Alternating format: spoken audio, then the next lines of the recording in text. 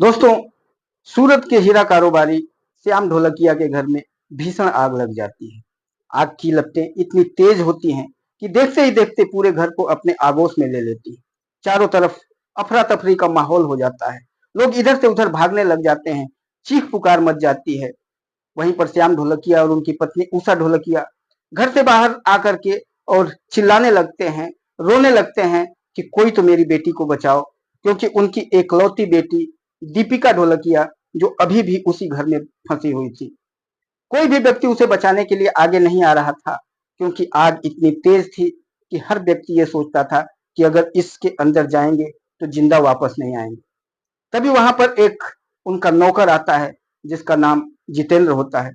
जितेंद्र अपने मालिक के पास आता है और कहता है कि मालिक, आप परेशान मत होइए, मैं इसको निकाल करके लाऊंगा, मैं इसको बचा करके ले आऊंगा। उसके मालिक उसे रोकते हैं कि नहीं बेटा, इसके अंदर तुम जाओगे तो जिंदा नहीं वापस आओगे, क्योंकि आग इतनी तेज है कि अब दीपिका को बचाया नहीं जा सकता है। वो उस बार बार उसको मना करते हैं जितेंद्र को, लेकिन जितेंद्र उनकी बातों को नहीं मानता है। एक व्यक्ति से कहता है कि एक कंबल लेकर के आओ, फटाफट उस कंबल को गीला करो। कंबल को गीला किया जाता है और उस कंबल को ओढ़ करके और उस आग के अंदर घुस जाता है, उस घर के अंदर घुस जाता है। जब घर के अंदर जाता है तो देखता है कि दीपिका एक तरफ बेहोश पड़ी हुई है। उस दीपिका को उठाता है और अपनी गोद में उठा करके और उस घर से 15 मिनट के बाद बाहर निकलता है। दोस्तों, जैसे ही वो बाहर आता है और दीपिका को बाहर लेटाता है, दीपिका को बाहर लेटाने के बाद तुरंत गिर जाता है और बेहोश हो जाता है।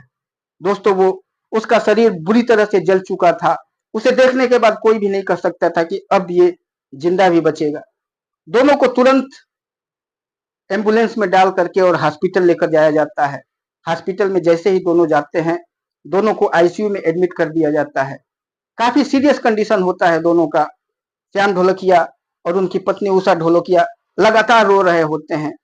रोने धोने का काम चल रहा था। लोग काफी परेशान थे।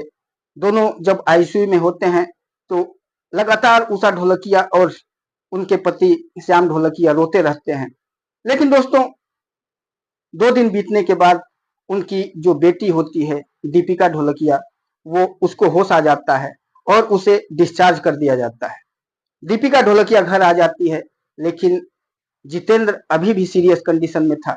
अभी भी वो जिंदगी और मौत से जूझ रहा था और डॉक्टरों का कहना था कि इसको बचने के आसार बहुत कम है। 90% इस व्यक्ति को अब नहीं बचाया जा सकता है। 10% ही अगर ऊपर वाले की दया होगी तभी ये बच पाएगा, नहीं तो बचाना मुश्किल है। इस बात को जब सुनते हैं उसके मालिक श्याम ढोलकिया और उनकी पत्नी उषा ढोलकिया, तो लगातार रोते रहते हैं कि एक अनजान व्यक्ति जिससे कोई भी रिश्ता नहीं, और उसने अपनी जान पर खेल करके अपनी जान को दे करके और उनकी इकलौती बेटी का जान बचाया है। ऐसे ऐसे भी इंसान इस दुनिया में है। यही सोच सोच करके वो लोग लगातार रोते रहते हैं और भगवान से प्रार्थना करते रहते हैं कि किसी भी तरह से इस बच्चे को बचा लिया जाए। डॉक्टर्स की टीम लगातार उसके ऊपर लगी होती है। तकरीबन 15 दिन के बाद उसको होश आता है। जब उसको होश आता है तो काफी खुश होते हैं श्याम ढोलकिया और उनकी पत्नी उषा ढोलकिया। लोग काफी प्रसन्न होते हैं, काफी खुश होते हैं। और उसके 2-3 दिनों के बाद फिर डॉक्टर उसको डिस्चार्ज कर देते हैं। कहते हैं कि अब इसको लेकर के जाइए, अब ये ठीक है, इसको सेवा सत्कार की जरूरत है, इसका सेवा कीजिए 1 महीना, 1 महीने के बाद ये बिल्कुल ठीक हो जाएगा। शरीर उसका पूरा जला हुआ था, चेहरे से लेकर के उसके पूरे बॉडी पार्ट्स जल चुके थे, लेकिन फिर भी वो ठीक था, बातें कर रहा था। उसको घर पर लेकर के आया जाता है। 1 महीना श्याम ढोलकिया जी और उनकी पत्नी उषा ढोलकिया खुद से उसकी सेवा करते हैं। दोनों एक बहुत बड़े बिजनेसमैन होते हैं। करोड़ों अरबों की संपत्ति उनके पास होती है, लेकिन एक नौकर का सेवा खुद से दोनों करते हैं, क्योंकि उनकी एकलौती बेटी को इसी नौकर ने अपना जान दे करके बचाया था। 1 महीने उसका सेवा करने के बाद वो बिल्कुल ठीक हो जाता है। और जब ठीक हो जाता है तो उसके बाद उसके जीवन में इतना परिवर्तन होता है, उसकी जिंदगी बिल्कुल बदल गई होती है। दोस्तों, आगे उसके जीवन में क्या होता है सब कुछ जानेंगे इस वीडियो के माध्यम से। इस कहानी में आगे बढ़े उससे पहले मेरा आप सबसे बस वही छोटा सा रिक्वेस्ट कि कृपया अगर आप चैनल पे नए हो तो चैनल को सब्सक्राइब कर लीजिए, वीडियो को लाइक कर दीजिए और अपने दोस्तों को शेयर कर दीजिए। हो सके तो एक छोटा सा कमेंट, एक प्यारा सा कमेंट जरूर कर दीजिएगा। दोस्तों, उत्तर प्रदेश का एक जिला लगता है प्रतापगढ़। प्रतापगढ़ में एक मजदूर व्यक्ति रहता है जिसका नाम होता है राम लखन। राम लखन के परिवार में उसकी पत्नी और उसके 2 बेटे होते हैं। किसी भी तरह से मजदूरी करके वो अपने परिवार का भरण पोषण करता है। दोस्तों, जब जितेंद्र बड़ा हो जाता है, ग्रेजुएशन कंप्लीट कर लेता है, तो वो अब अपने परिवार का खर्चा बर्चा चलाने के लिए, अपने पिता का मदद करने के लिए वो इधर उधर नौकरी के चक्कर में पड़ना शुरू कर देता है। लेकिन छोटे से जिले और छोटे से कस्बे में नौकरियों की हमेशा समस्या रहती है। कोई भी उसके लायक नौकरी नहीं मिलती है। अगर इधर उधर छोटी मोटी नौकरी करता है तो थोड़ा बहुत पैसा मिलता है, उससे अपने परिवार का, अपने पिता का, अपनी माता का और अपने छोटे भाई का खर्चा चलाता है। लेकिन उसे तो कोई एक अच्छी नौकरी की तलाश होती है जिससे उसका परिवार अच्छे तरीके से रह पाए। और तब उसकी मुलाकात उसके एक दोस्त से होती है, जो उसका दोस्त सूरत में रह करके और काम कर रहा होता है। उसका दोस्त जितेंद्र से कहता है कि यहाँ पर रह करके कोई नौकरी नहीं मिल पाएगी, तुम सूरत आ जाओ और सूरत में मैं तुम्हारा नौकरी लगवा दूंगा। दोस्तों, वो जो उसका दोस्त होता है हीरे की खदान में, हीरे की फैक्ट्री जो होती है उसमें काम करता है सूरत में, और जितेंद्र को बुलाता है। और जितेंद्र अपने पिता से फिर बात करके कहता है कि मेरे दोस्त ने कहा है कि सूरत में नौकरी मिल जाएगी तो मैं सूरत जाना चाहता हूँ। राम लखन कहते हैं कि ठीक है बेटा, जैसी तुम्हारी मर्जी, तुम जाओ अगर तुम्हें अच्छा लग रहा है तो। और फिर वो रिजर्वेशन करा करके और सूरत पहुंच जाता है। अपने दोस्त के पास पहुंचता है, शाम का वक्त होता है। उसका दोस्त कहता है कि अब आराम करो, खाओ पियो, सफर से आए हो, कल सुबह तैयार होकर के और हम चलेंगे कंपनी में और मैं अपने मालिक से तुम्हें मिलवा दूंगा। मालिक बहुत ही नेक इंसान है और जरूर तुम्हें कहीं ना कहीं नौकरी पर रख लेंगे। सुबह होता है और वो लेकर के अपनी कंपनी में जाता है और श्याम ढोलकिया जी से मिलवाता है, जो उस कंपनी के मालिक होते हैं। उनसे मिलवाता है तो श्याम ढोलकिया जी उस लड़के को देख करके, उसका हाव भाव, उसका विचार, उसके बातचीत करने का ढंग, उसकी पढ़ाई लिखाई, क्योंकि ऑलरेडी वो ग्रेजुएट था, सब कुछ जब उससे पूछ लेते हैं, जान लेते हैं, तो कहते हैं ठीक है बेटा, तुम आज से ही नौकरी ज्वाइन कर सकते हो, और उसे नौकरी पर रख लेते हैं। उसे नौकरी मिल जाती है, काफी खुश होता है वो। अपने पिता को फोन करके और बताता है, अपनी माँ से बात करता है कि माँ, मुझे नौकरी मिल गई है और अच्छी नौकरी है, सुपरवाइजर की नौकरी है। उसके घर वाले भी काफी खुश होते हैं, उसका भाई भी बहुत खुश होता है और वो धीरे धीरे नौकरी करने लग जाता है। जितेंद्र बहुत ही मेहनती व्यक्ति होता है और थोड़े ही समय में, मात्र 6 महीने के अंदर ही हीरे का सारा काम उसे आ जाता है। किस तरह से हीरे को गलाया जाता है, किस तरह से उसको क्या बनाया जाता है, वो हर चीजें सीख लेता है। जब उसके मालिक देखते हैं कि ये तो बहुत ही ब्रिलियंट लड़का है, बहुत जल्दी सारी चीजें सीख गया, बहुत मेहनती है, तो वो कहते हैं कि बेटा तुम एक दिन बहुत आगे तक जाओगे। और जितेंद्र को अपने मालिक का कहा हुआ ये चीज सुन करके काफी खुशी होती है। लेकिन कुछ दिन बीतते हैं तो श्याम ढोलकिया जी जितेंद्र से कहते हैं कि तुम इतने ईमानदार हो, इतने मेहनती हो, मैं चाहता हूं कि तुम कंपनी में काम न करके मेरे घर पे आ जाओ और घर पे काम करो। क्योंकि तुम अगर घर पे आ जाओगे तो खाना पीना तुम्हारा घर पे सब फ्री में रहेगा, रहने को फ्री में मिल जाएगा। यहाँ कंपनी में काम करते हो तो बाहर रह करके तुमको किराया भी देना पड़ता है, खाने पीने का भी खर्चा करना पड़ता है। तो अगर तुम घर पे आ जाओगे तो सारी चीजें तुम्हारी बचेगी। और घर पे मेरे कोई बहुत ज्यादा काम नहीं है, वहां भी तुम्हें सुपरवाइजर का ही काम करना है। मेरे घर में 10 15 20 नौकर हैं जिनको सुपरवाइज करना है, उनको काम बताना है, वो क्या क्या कर रहे हैं बस वही देखभाल करना है, और कुछ भी काम नहीं है। जब जितेंद्र अपने मालिक की ये बातें सुनता है तो काफी अच्छा लगता है और वो सोचता है कि चलो अच्छी बात है, अगर घर पे रहने लगूंगा तो वहां पर मेरे खाने पीने का खर्चा नहीं होगा, मेरे रहने का खर्चा नहीं होगा, और ये सारे पैसे बचेंगे तो मैं ज्यादा पैसे अपने माता पिता, अपने भाई के लिए भेज सकता हूँ। और वो अपने मालिक से कहता है ठीक है मालिक, मैं कल से घर पर ही रहूंगा। वो घर पे रहने लग जाता है, घर का सारा चीज देखने लग जाता है, ईमानदारी से हर चीज अपने घर को, उनके घर को पूरा मैनेज करता है, जिसकी वजह से श्याम ढोलकिया और उनकी पत्नी उषा ढोलकिया उससे काफी खुश रहते हैं। लेकिन थोड़ा दिन बीतता है, समय जैसे ही बीतता है तो उसके घर से फोन आता है उसके पिता का कि बेटा तुम्हारी माँ हॉस्पिटल में है, काफी सीरियस कंडीशन में है और काफी बड़ी बीमारी से ग्रसित है और डॉक्टर कह रहे हैं इसको जल्दी से जल्दी इसका ट्रीटमेंट करना पड़ेगा, इसका ऑपरेशन करना पड़ेगा। अगर समय से ऑपरेशन नहीं करेंगे तो ये जिंदा नहीं बचेगी और उसके लिए 2 लाख रुपए की जरूरत। जैसे ही जितेंद्र ये बात सुनता है तो उसे पैरों तले जमीन खिसक जाती है कि अभी तो वो नौकरी शुरू ही किया था, 2 लाख रुपए कहाँ से लाएगा, इतनी बड़ी रकम उसके बस की बात नहीं थी। वो रोने लगता है क्योंकि उसकी माँ थी, माँ को बचाना भी उसका फर्ज था और पैसे इतना उसके पास थे नहीं। बैठ जाता है और बैठ करके रोने लग जाता है। तभी वहां से श्याम ढोलकिया जी गुजर रहे होते हैं। वो कहते हैं बेटा क्यों परेशान हो, क्यों रो रहे हो। वो तो सारी बातें अपने मालिक को बता देता है कि ऐसी ऐसी बातें हैं। जब ये बातें वो सुनते हैं तो कहते हैं कि उसके सिर पे हाथ रखते हैं और कहते हैं कि तुम चिंता क्यों कर रहे हो। अपने मैनेजर को बुलाते हैं और कहते हैं कि अभी के अभी 2 लाख रुपए जितेंद्र को दो और अपनी कार में बैठा करके ले जाओ और इसको अभी ट्रेन में बैठा करके आओ। जितेंद्र जब अपने मालिक की ये बातें सुनता है तो उसकी आंखों से झरझर आंसू बहने लग जाते हैं और अपने मालिक के पैरों पर पड़ जाता है। कहता है कि मालिक आप जैसा दिलदार आदमी मैंने आज तक नहीं देखा।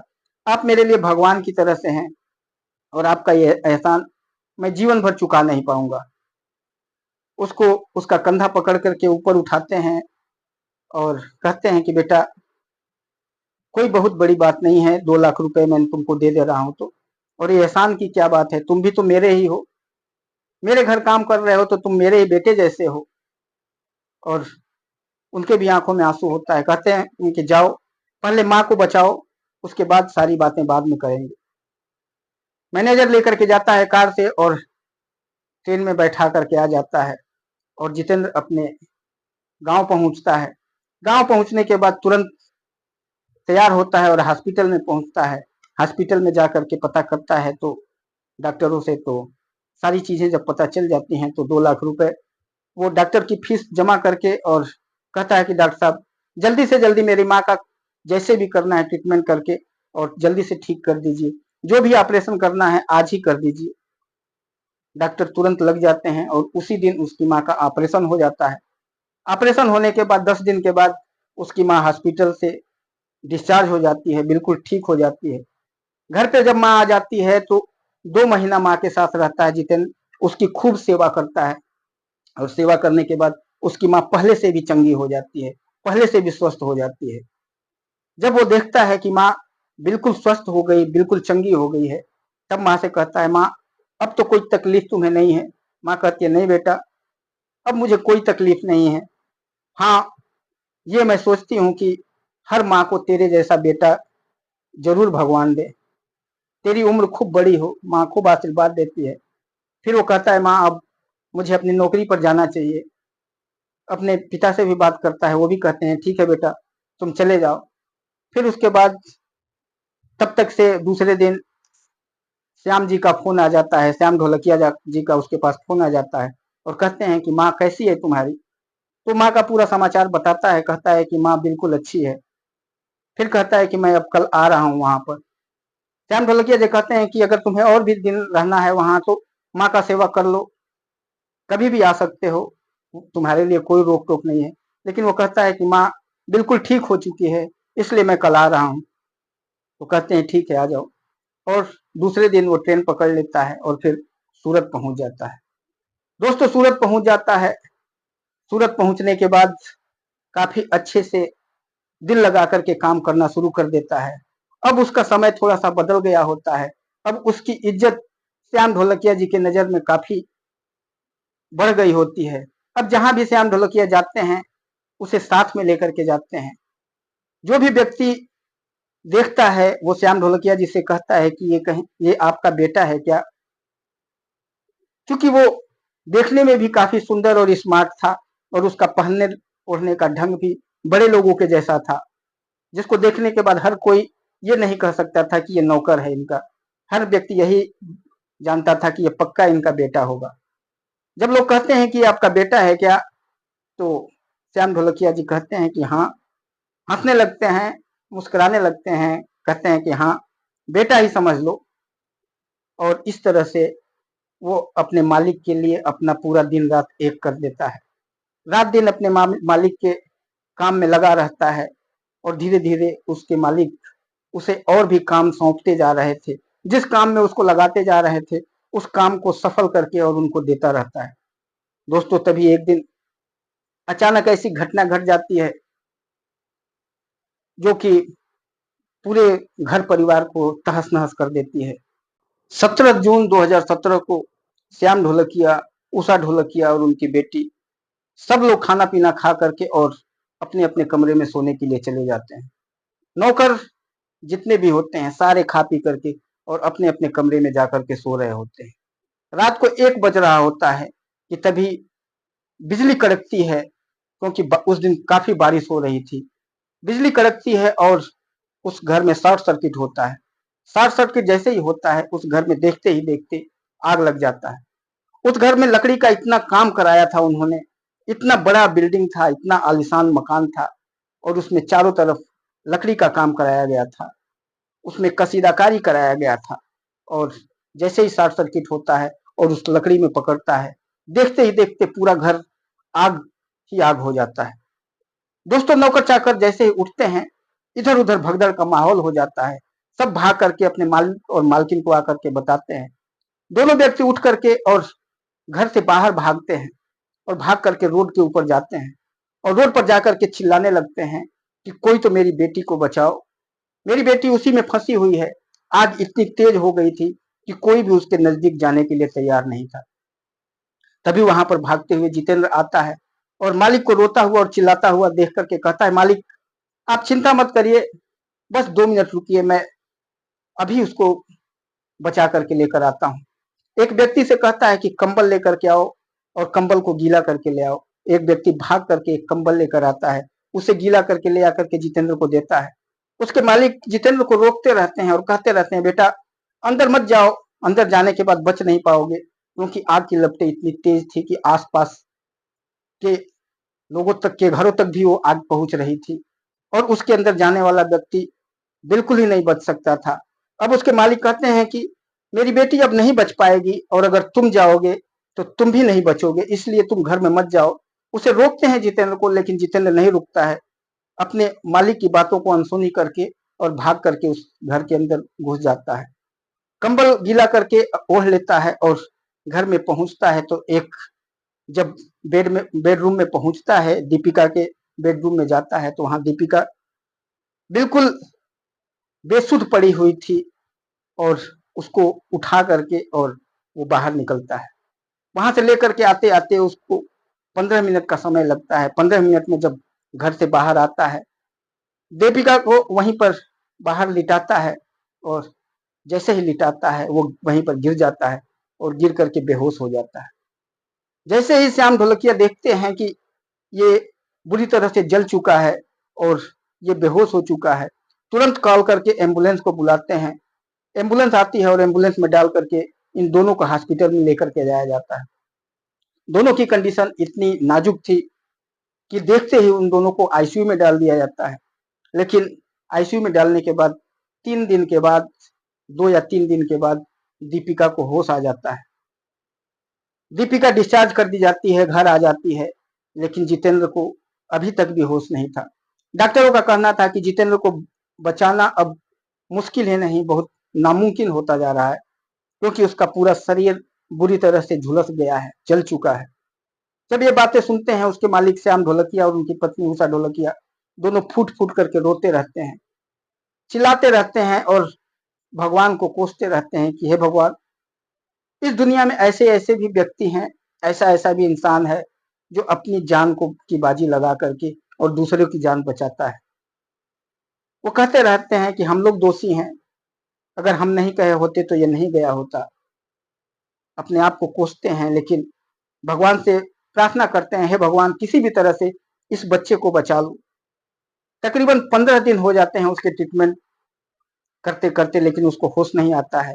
15वें दिन शाम को उसको होश आता है और उसके मुंह से आवाज निकलती है।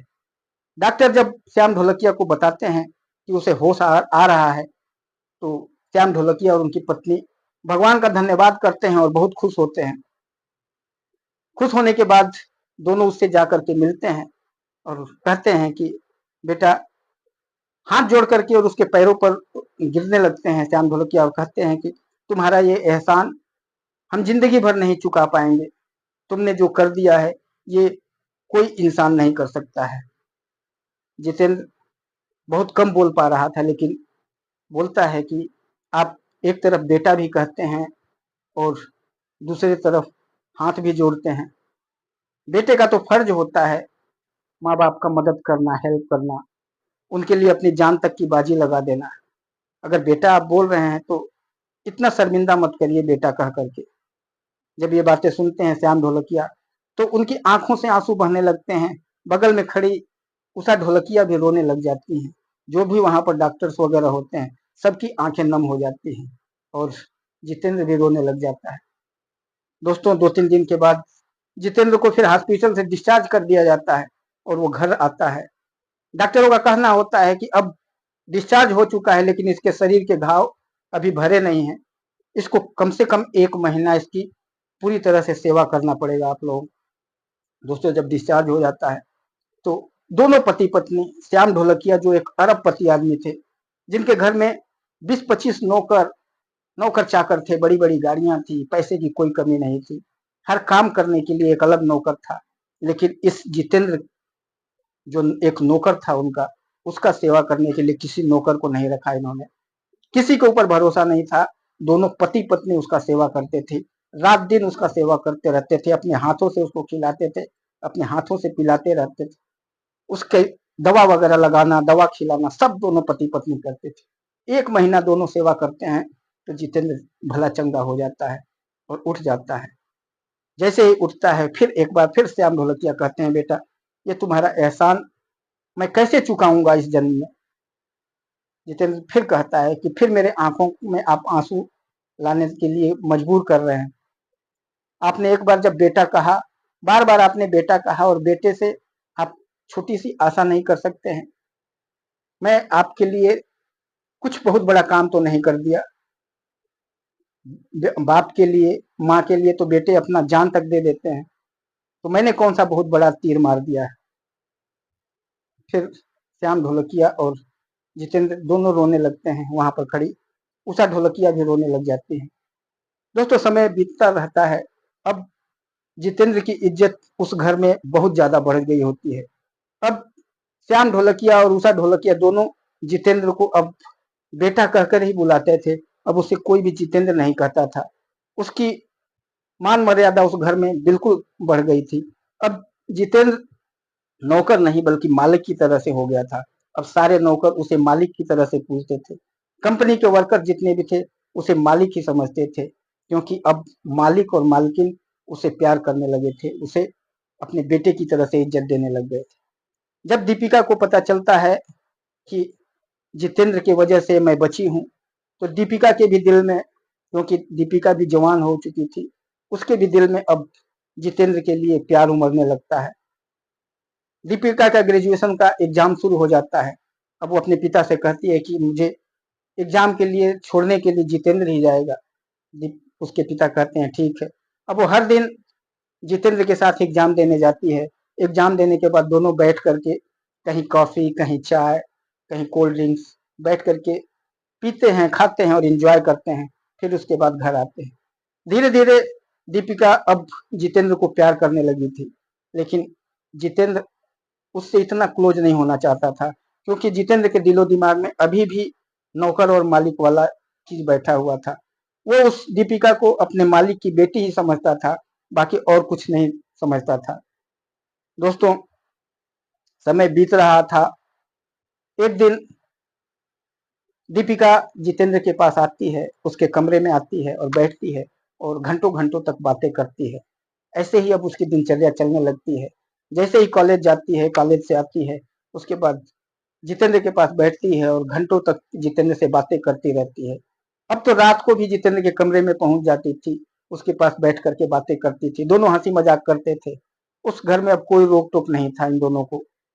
और धीरे धीरे ऐसे ही दीपिका जितेंद्र को दिलो जान से चाहने लग जाती है।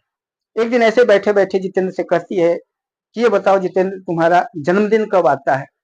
तो जितेंद्र कहता है कि जन्मदिन तो मेरा आज के 2 दिन के बाद ही है, लेकिन हम लोग गरीब आदमी हैं, हमने आज तक कभी अपना जन्मदिन नहीं मनाया। तो दीपिका कहती है कि इस बार तुम्हारा जन्मदिन हम मनाएंगे और बहुत ही अच्छे तरीके से मनाएंगे।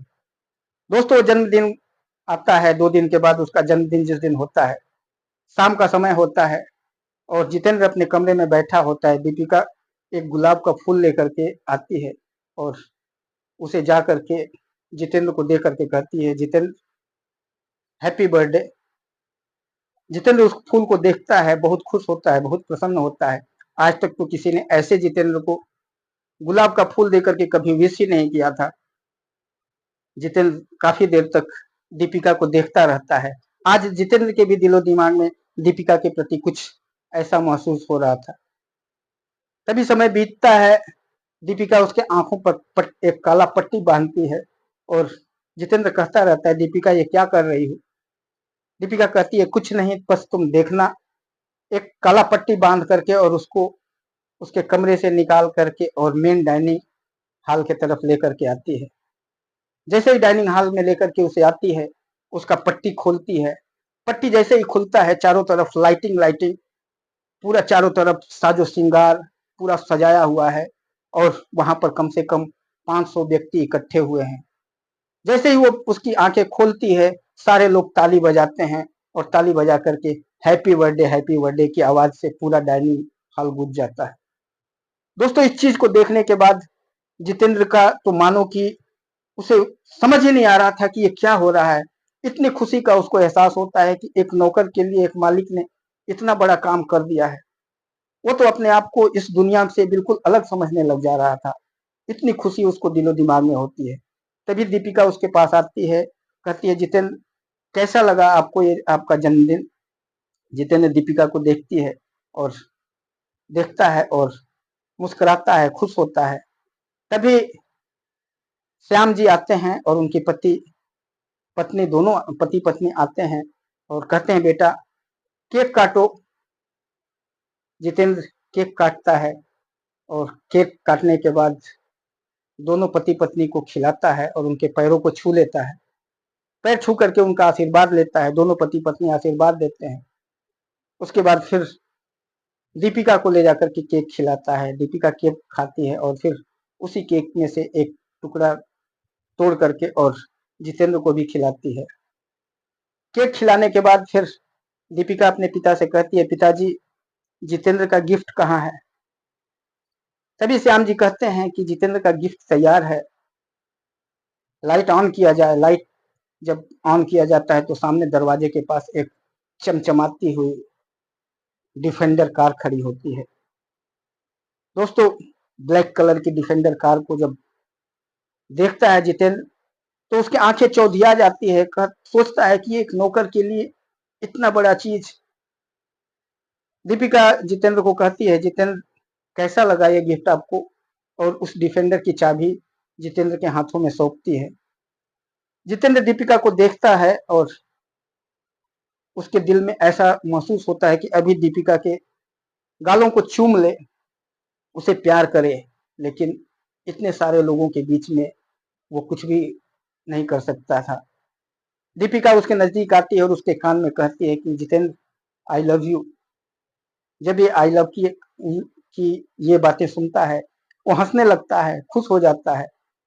और दोस्तों, फिर उसके माता पिता सब लोग वहां पर हंसते हैं, सब खुश होते हैं, सब लोग तालियां बजाते हैं। समय बीतता है और फिर डेट आता है 12 दिसंबर 2018 को। इस 12 दिसंबर 2018 को दीपिका और जितेंद्र की बड़े ही धूमधाम से शादी करवाई जाती है। उस शादी में सिर्फ उसी शहर के नहीं बल्कि मुंबई और दिल्ली से भी बड़े बड़े उद्योगपति और बड़े बड़े व्यापारी शिरकत करते हैं। बहुत ही बड़ी ग्रैंड पार्टी होती है। इस खुशी में बहुत बड़ी बड़ी गिफ्ट लोगों को भी बांटी जाती है। दोस्तों, दोनों पति पत्नी बन जाते हैं और जिंदगी की गाड़ी अब काफी रफ्तार से दोनों मिल करके अपनी जिंदगी की गाड़ी को आगे बढ़ा रहे होते हैं। उस हीरा कारोबारी की बेटी और अब जितेंद्र भी उसका बेटा ही बन चुका था, उसका दामाद बन चुका था। ये दोनों मिलकर के अपने पिता के बिजनेस को और भी आगे बढ़ा रहे हैं। आज उनका बिजनेस बिल्कुल और भी तेजी से रफ्तार से बढ़ रहा है। दोस्तों, तो इस तरह से एक नौकर अपनी मेहनत और ईमानदारी के बल पर कहां से कहां पहुंच गया। इस कहानी से, ये सच्ची कहानी है, कोई बनावट नहीं, कोई झूठ नहीं है। ये आपको हर जगह मिल जाएगा देखने को। ये एक सच्ची रियल स्टोरी है। इसीलिए कहा जाता है कि इन रियल स्टोरियों से कुछ न कुछ सीख जरूर मिलती है। अगर आदमी ईमानदार होगा, मेहनती होगा, तो जरूर एक न एक दिन सक्सेस की उस बुलंदियों पर पहुंच जाएगा। दोस्तों, ये कहानी आपको कैसी लगी? और कहानी अच्छी लगी होगी तो बिल्कुल कमेंट में जरूर अपना एक प्यारा सा कमेंट दीजिएगा। वीडियो को लाइक कर दीजिएगा, चैनल को सब्सक्राइब कर लीजिएगा। फिर मिलेंगे किसी और वीडियो में, तब तक के लिए नमस्कार।